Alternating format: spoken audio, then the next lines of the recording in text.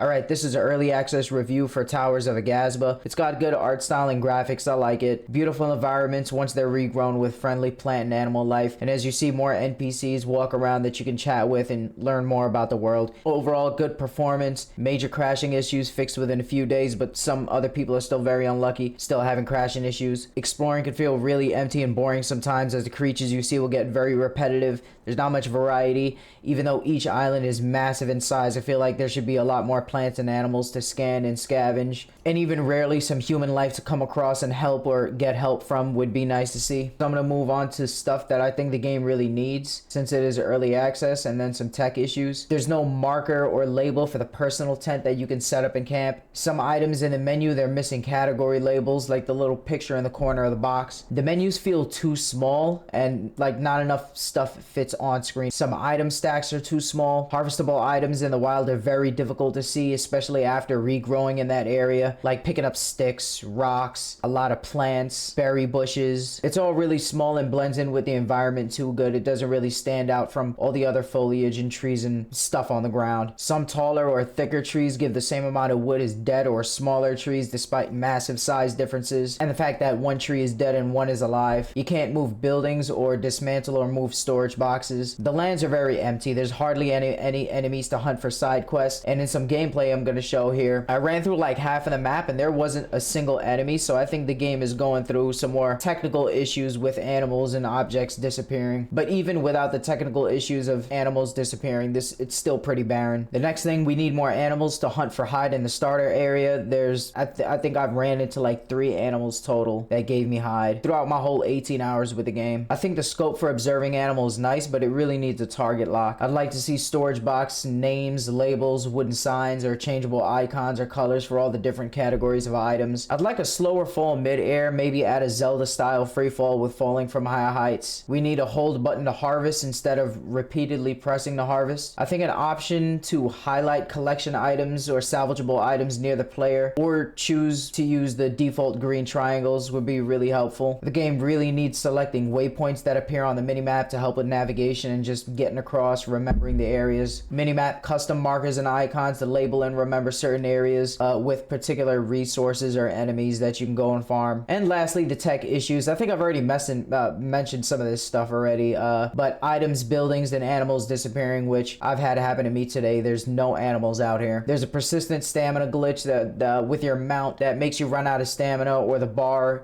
doesn't show the proper amount of stamina. It's weird. There's save issues, player saves getting deleted, or just something going wrong with player saves. And lastly, the performance and crashing issues. For me, it hasn't been terrible. The performance is okay, and I haven't had much crashing issues, but I'm still seeing some other people are having crashing issues, especially people that play multiplayer. There's a lot of multiplayer issues, and the devs did say recently that they're focusing to shift more on a multiplayer experience, which is disappointing. I really wish that they'd flesh out and finesse the single player base game building and crafting experience before moving on to build more multiplayer stuff. It is early access. I think the multiplayer could wait because there's going to be nothing to do with the multiplayer if they get that working, and we're still going to be playing in this empty, barren, broken world. I really hope that they can pull a palworld, add a lot more stuff in the game, get the performance working right, and just do a lot of what the community needs from the game. And I think most of it is just basic good survival game stuff that people are asking for that we need from the game. I'm excited to come check out the game back in